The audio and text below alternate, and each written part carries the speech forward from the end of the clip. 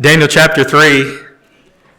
Daniel chapter 3. You know, I was telling Dan this morning I'm going to do my best to get through this message. I told him if I was preaching this overseas, it would be 2 messages because it would be being interpreted and it would take quite a while to get through it. There's so much in this passage you have to understand.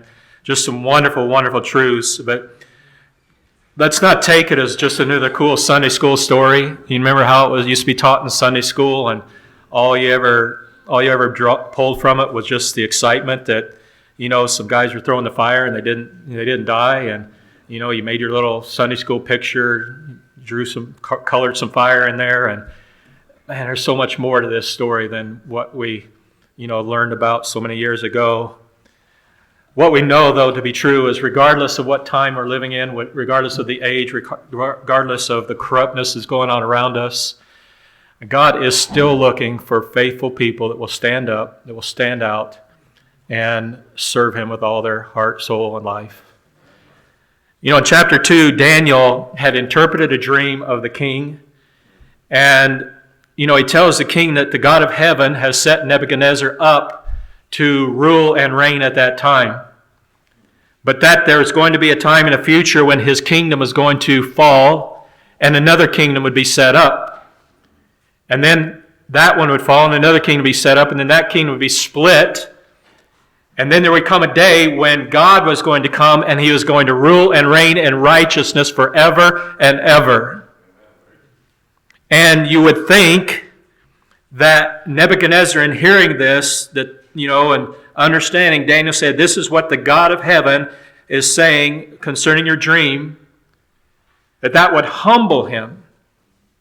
And that he would, again, see his place, that really, he's only ruling because God has set him up there. And the moment when his days are done, God was going to remove him.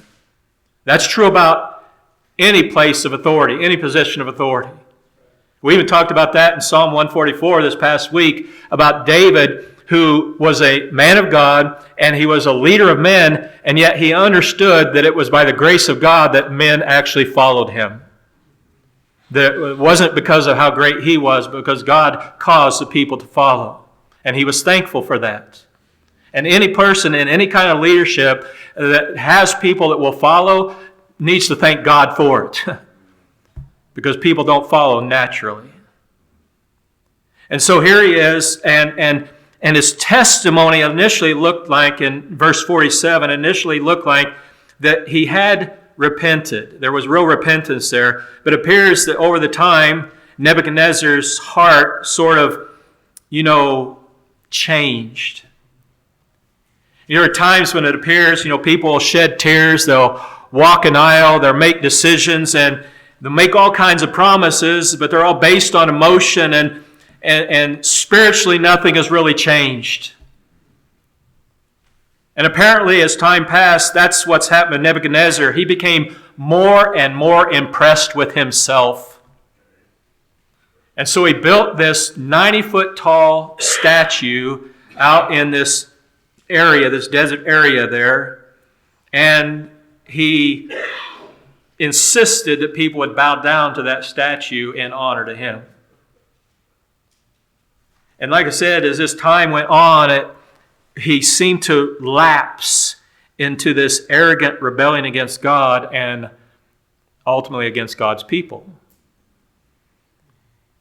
But you know what? Even though men do that, God is still sovereign. Leaders can promote proud and abominable things, and God will allow it at times. But He will honor and protect those who stay faithful to Him even during those times. Those who refuse to conform to that which is not of God, God will honor. Those who purpose, and we saw that in Daniel 1, they purpose to do what's right for God. They'll always be blessed by God no matter what the environment is around us, no matter what's happening around us. And these 3 young men, they were put to their own personal test here in chapter 3. Let me ask you, have you ever had to make a difficult decision simply because you're a follower of Jesus Christ? We make difficult decisions all the time, okay? That's not what I'm asking. The lost, the ungodly, they have to make difficult decisions all the time. So that's not the question. The question is, have you ever had to make a difficult decision because you are a follower of Jesus Christ? A choice where you might lose a friend. A choice where you might lose a family member. A choice where you might lose a client. A choice where you might lose your job. A choice where you would lose respect from peers. That's what we're talking about here. These tough choices are becoming more and more common. For the individual, but also for the church. We're being confronted with hard questions about what we believe. Do we really believe that Jesus Christ is the only way and that there are no other ways to God and that all other ways are wrong? Will you hold to this? Will we hold to this even though we are called proud and arrogant? I've heard it. You've heard it. That's pretty arrogant to believe there's only one way to God. And you happen to have that information. Do we really believe what God says about sex outside of marriage, about being adultery? Do we really believe what the Bible says about homosexuality? Or are we willing to teach this as a church in our homes, in our families, and be called haters and intolerant? And the day's coming, it's already happening around us, even like up in Canada and other nations around the world, where you'll spend time in jail simply for speaking against these sins that God has deemed against him. Do we really believe that God created everything in 6 days, even though the multitude around us declare and say that science proves things differently? The question is, are we willing to stand where God stands? That's what it comes back to. Are you willing to stand where God stands, or are you willing to make concessions? Will we distort the clear teachings of the Bible so that we become less offensive to those around us? As a church, will we do what so many others have done to get people into the pews? That is, entertain rather than proclaim truth. Because that's what people want. Paul wrote to Timothy and he said, we truly, I think, live in these days when he said in 2 Timothy 4:3, the time will come when they will not endure sound doctrine, but after their own lusts shall they heap to themselves teachers having itching ears. People want to hear about the things that they're passionate about, not what God's passionate about. Will I someday be forced to choose my passages carefully so I never have to preach or teach on those difficult passages that people are going to get upset about? To stick only to the comfortable passages, it means you won't grow. And at worst, our sinfulness will never be confronted. There'll be no conviction, and there'll be no conversions of the lost. And so we are basically bound to preach truths. We're bound to preach, the Bible says, the whole counsel of God. But because of what that could bring, let's make sure that we're on the same page concerning what is faithfulness and what is compromise. And that's what we want to do as we look at this passage. And it's still introduction, okay? So hang on with me and we'll get to the passage in just a moment. There's good compromise and there's bad compromise. We compromise all the time. Husband and wife, they want two different things. And so you talk it over and you come up with an agreeable solution. That's compromise. Nations will compromise through treaties, through trade agreements. You bring both things to the table and you compromise. You make some concessions and you get it all worked out. That's good compromise. There's bad compromise. Bad compromise is what we should never do. It's where you undermine God's unchanging word, His unchangeable truth. When we lower the standard that God expects simply to make people more comfortable, or to make it more comfortable for me, to where I don't have to battle or defend. When you take the truth and you change what God has revealed so that you don't offend anybody, that's bad compromise. We should always proclaim the truth and do so with love. Colossians 4 verse 16 says, "Let your speech be always with grace, seasoned with salt, so you know how to answer every man." You know, you answer one person one way, you might answer another person another way, but it's always with the truth. 1 Peter chapter 3 verse 15 tells us again that we ought to be ready always to give an answer of the reason of the hope that is in us. How? By lambasting them? No, with meekness and fear, with honor. But we should never weaken the truth that God says will never change. And what is the danger for bad compromise? Particularly, what's the danger for the church as you start down this road of compromise? Well, it's a slippery slope, isn't it? One compromise leads to another. Francis Schaeffer said that, accommodation leads to accommodation, which leads to accommodation, which then leads to accommodation. There's no ending to it.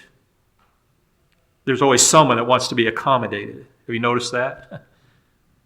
And in accommodation, I mean be preferred over everyone else. And the church that's willing to compromise God's truth has started down a road to destruction.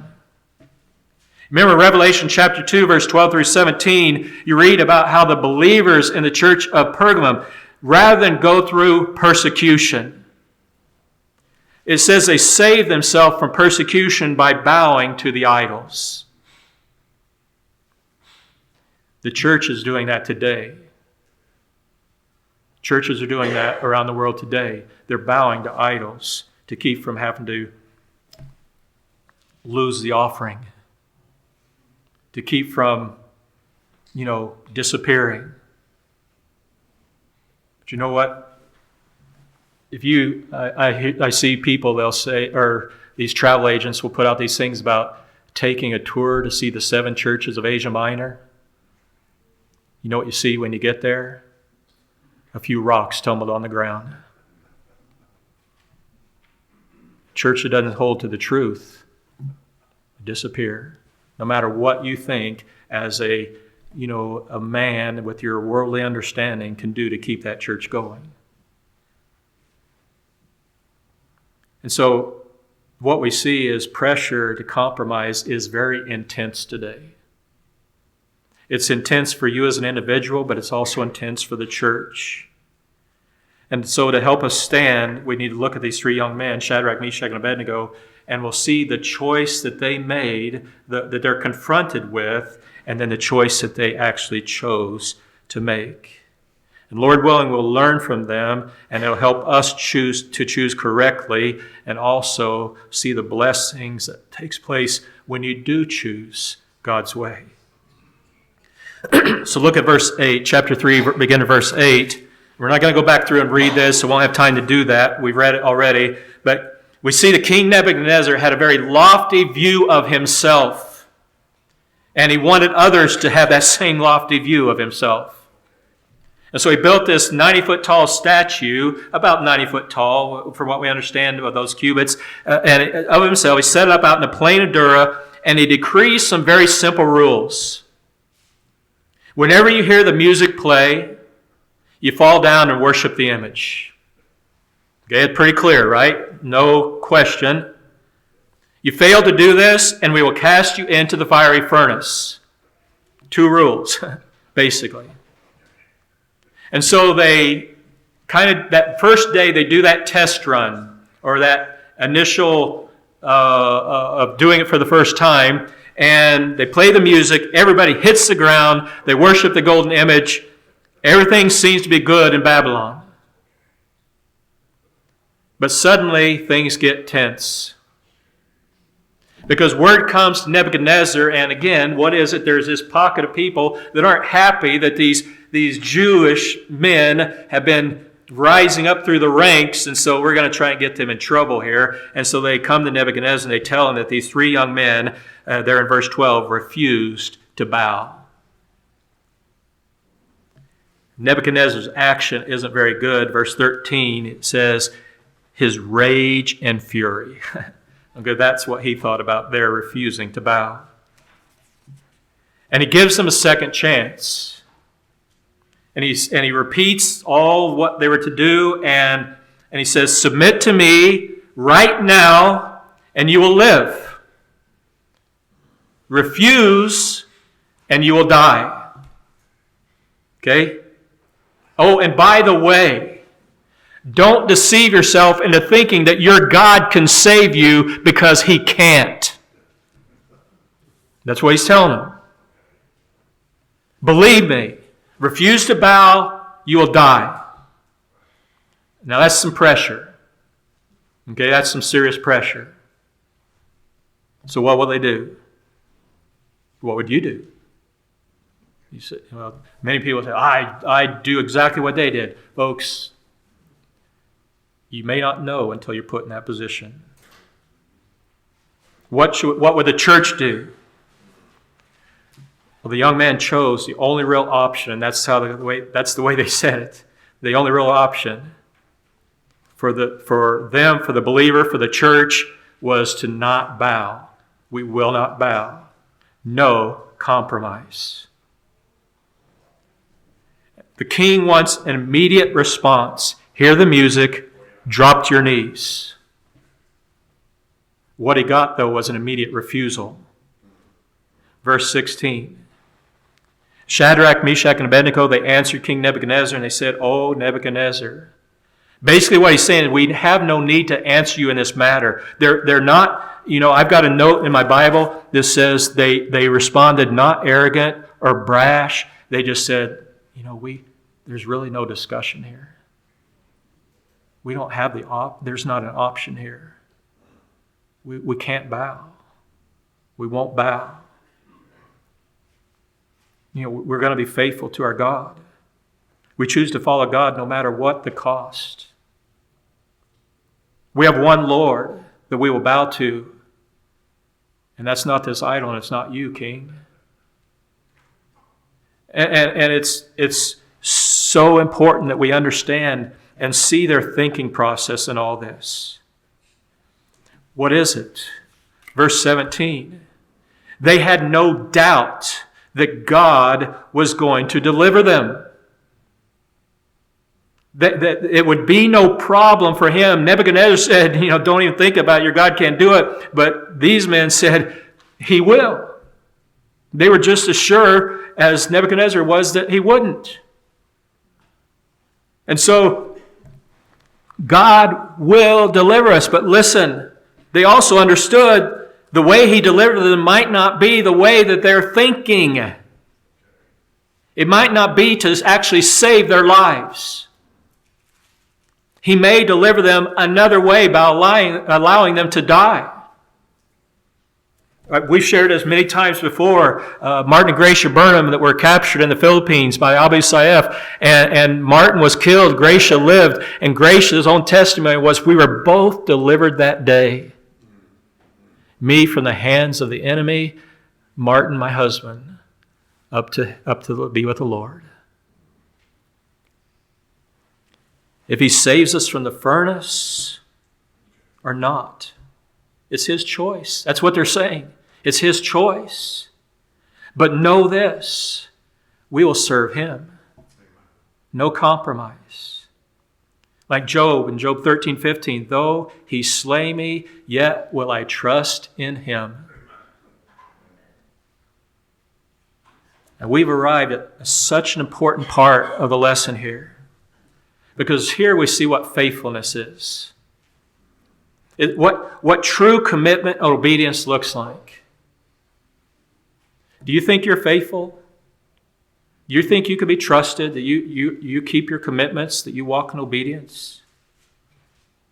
We're seeing the true obedience, true faithfulness is a willingness to go God's way regardless of what the outcome might be. Even here, the outcome was going to be death.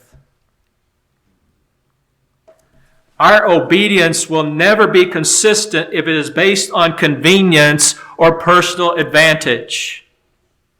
And that's the standard, that's the rule that is used so much today. I will do this if it's convenient. I will hold to this if it personally helps me. That's honestly the basis that the greater number of decisions are made today, rather than on what would God have me to do and then do it. Because many times obeying God isn't convenient. Wouldn't you agree with that? Many times obeying God is not convenient. It's not always easy. In fact, it's probably you could say it's seldom easy. Yet it's always the smart thing. It's always the right thing. And honestly, it protects us from the cost of obedience. Think that through. I don't have to develop that right now. But obedience to the Lord protects you from the cost of disobedience. Truth is, the believers in the church are to do what the Lord says regardless of the cost. The individual in the church are to do what God says regardless of the cost. You know, we see that modeled by the Lord Jesus himself. Remember in the garden before the crucifixion? When he prayed, my Father, if it be possible, let this cup pass from me. That's what would have been convenient. That's what would have been easier, more comfortable. But Christ finished that prayer. He said, nevertheless, not my will, but thy will be done. That's obedience. And we must say, God, your will eclipses my will every time. We want to get to the point where our will is his will, where we're in agreement more often. But that alone, his will is the determining factor. And you'll discover that as you give up your will to that of his, that path leads to blessing. There are no disappointments. And I wrote this down. It's a quote by Frederick William Faber. He says, there are no disappointments to those whose wills are buried in the will of God.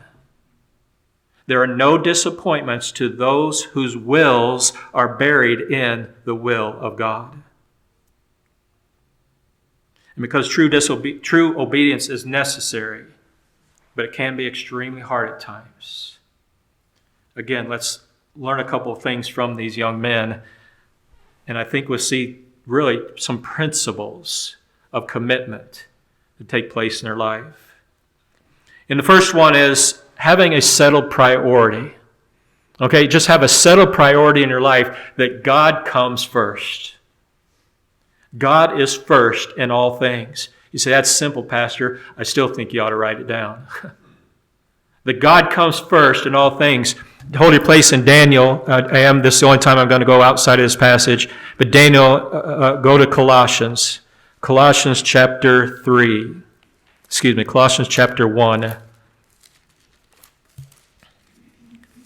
Colossians chapter 1, and I'm going to read hopefully I can read it. My Bible's so marked up in Colossians, it's hard to even read anymore. Colossians chapter 1, verse 15 through 19. Colossians 1:15, Jesus, who is the image of the invisible God, the firstborn of every creature. For him were all things created that are in heaven and that are in earth. You're only here for him. That's why you were created, was for him. Visible and invisible, whether they be thrones or dominions or principalities or powers, all things were created by him and for him.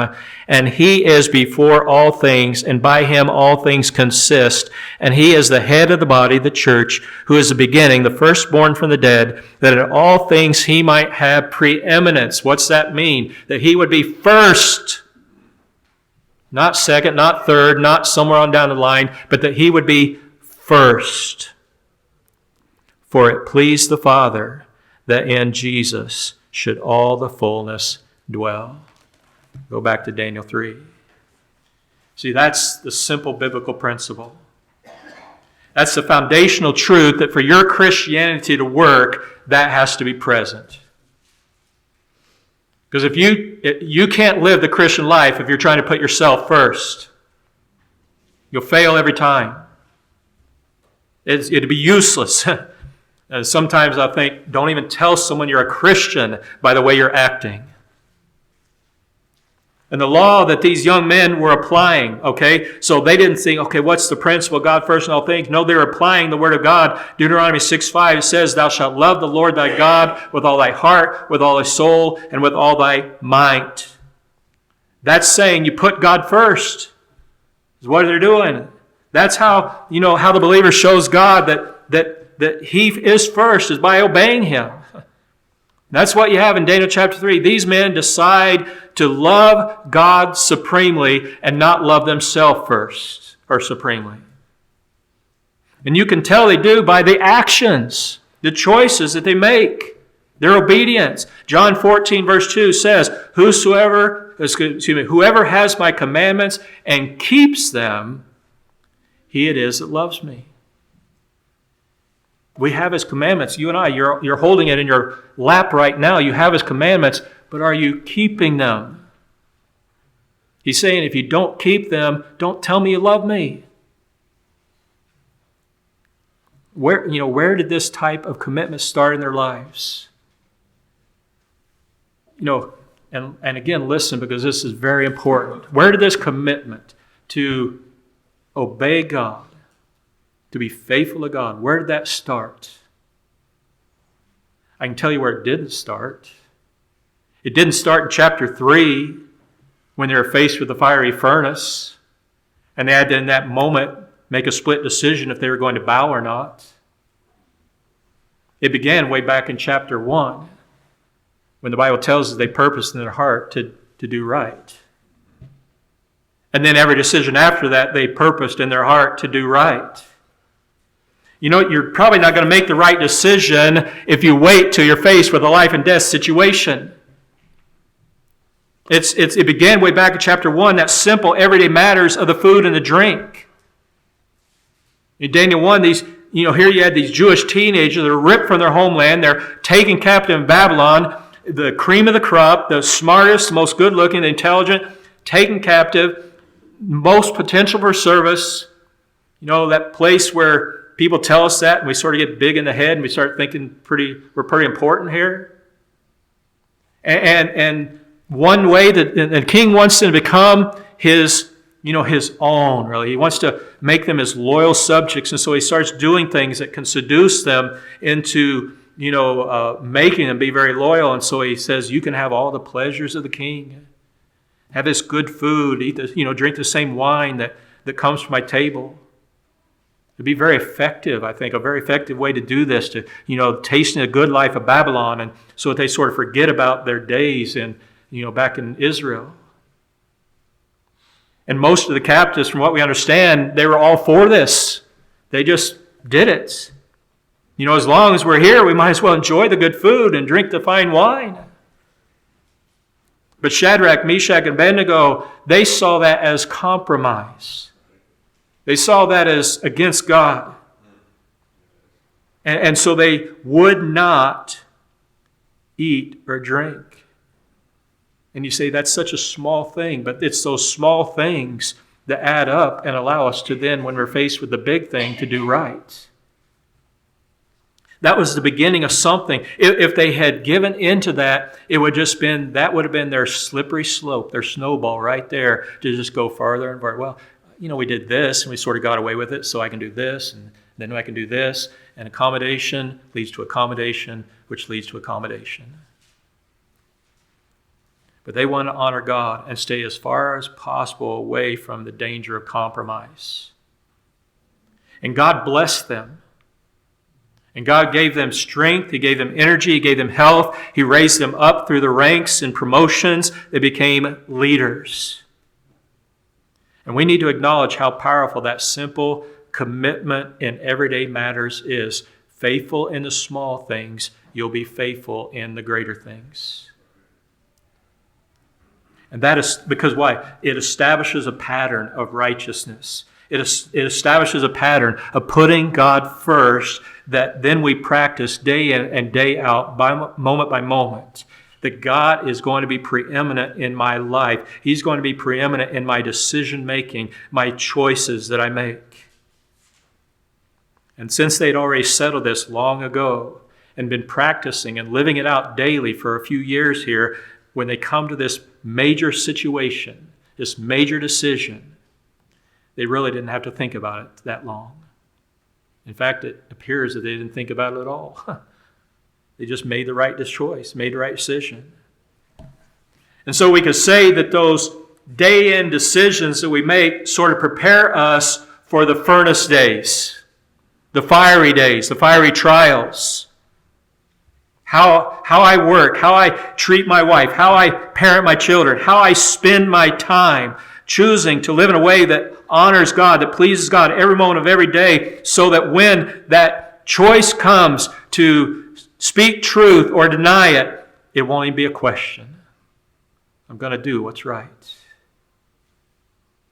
But you know what? There's a second principle that we really got to glean from this as well. Yes, God is first in all things. I must love Him supremely and put Him first before anything else. But you know what? We're all faced with that thought processes of what if. If I obey God, if I'm faithful to His Word, what could happen? What if I do this? What if I obey? What will the consequences be? And you know what? That little idea of what if can paralyze you. The unknown can trip you up. Back in my younger days when I thought I was invincible, there were things that I would try that other people might consider to be dangerous, but I didn't think that way. I just thought I'm going to be okay, and so you just do it. But then you get a little bit older and supposedly wiser, and you think, maybe I shouldn't try that. Maybe I shouldn't do that. I could get hurt. And so it stops you. But then what we're talking about, taking another step, is these fears of the unknown. If I stand for truth, what happens at my job? What happens with my friends? What happens to my coworkers? What happens my family? I know I need to love God supremely and put Him first in all things, but the second thing is, what about the consequences of doing that? Folks, that's the second principle.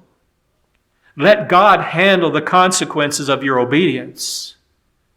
And stop trying to manipulate them yourself. That's exactly what these three young men did in that situation. Read it there, verse 16. Shadrach, Meshach, and Abednego answered and said to the king, O Nebuchadnezzar, we are not careful to answer this matter. We're not going to discuss this. We don't have to debate it because we've already made up our mind. If it be so, our God, whom we serve, is able to deliver us from the burning fiery furnace, He will deliver us out of thine hand, O king. But if not, be it known unto thee, O king, that we will not serve thy gods, nor worship the golden image which thou hast set up. They're saying we're going to put God first. And we're going to refuse to compromise. We're not going to bow. We are going to obey him. And if he chooses to deliver us from the fiery furnace, great. And understand that's not a problem for him. He can do it. You don't think so, but God can do that. But if he chooses not to deliver us from the furnace, that's fine as well. But we're going to leave the consequences up to him. We're going to just let him decide. And we're going to obey. That's faith. Okay? You see what faith is. It's hard to define faith sometimes, but you just saw what faith is. God knows what he's doing. And what he does is going to be best for us. And we do our part, which is obey, and let him take care of the rest. It's honestly very simple. Not easy, but it's simple. Love God. Work that love out by obeying God. And then rest in him. Let God handle all the consequences the obedience might bring. And just a quick comment, and I think I'm going to have to stop here. Like I said, I'll pick it up maybe next week. We'll see how the Lord leads in this. Have you ever thought, and this is just something I was thinking about when I was going through this passage again. I've noticed in my life and in the life, often of others, that when faced with a decision, we're often more willing to accept the consequences of our disobedience than we are trusting God with the consequences of our obedience. Am I making sense? You understand what I'm saying? That you've got a choice that's put before you, and you know that I must obey the Lord. But I know that if I obey God, this or that could happen. And so we choose not to obey. But when we're faced with choices and we choose not to obey, are there not consequences for not obeying as well? And so why are we accepting of those consequences and not accepting of the consequences that come from doing right? Does it not make sense to obey and receive the consequences that God decides to give that are going to be best for us and for his glory? And that's what these young men did that day. Like I said, there's so much more to this. I have many more notes. Lord willing, I'll be able to get through this again or more. But honestly, what we're saying is the consequences either way are not in your hands. You can't manipulate consequences. The consequences are going to come from sin, and the consequences are going to come from obedience.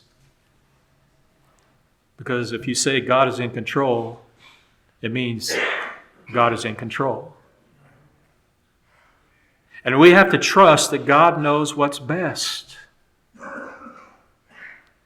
So when that comes and says, bow before the statue or die, and they refuse, saying, we bow before and worship the one Lord, and you're not him, they could trust God in saying that. And same for you. When God brings you into a situation, I just got a note the other day saying that I had to take some state counseling as a pastor. That I have to take some counseling that's provided by the state to prepare me to do my job. Okay? And I have to do so by February, what's the last day of this month? Anyway, by March 1st. I have to have it done. So I have to decide, okay, what are you going to do? It's state mandated. It was voted on, I think, last July or something. It's state mandated that ministers, pastors have to take this course through the state to be able to do my job. Okay? So, consequences aren't in our hands. Right? Either way. So you can choose to obey, choose to do what's right, or you can choose the other way, do what's wrong. For the purpose of, well, if I do this, maybe I could then get that ear from that lost person if I compromise on this. Folks, don't try to out-wisdom God.